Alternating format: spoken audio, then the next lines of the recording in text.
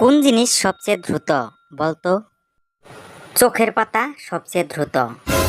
কারণ দেখ, চোখের পাতা ফেলার সাথে সাথেই আমরা সবকিছু আগের মতো আবার দেখতে পাই।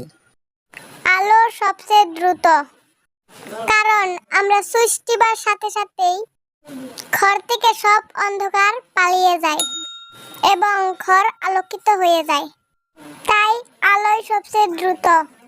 কসু, এই সব কিছু না, ডায়রিয়া সবচেয়ে দ্রুত। কিভাবে? আগেরবার লন্ডন গিয়েছিলাম মুরগি বিক্রি করার জন্য। ওদের ওখানকার তরকারি খেয়েছিলাম, প্রচুর পরিমাণে ঝাল খায় ওরা।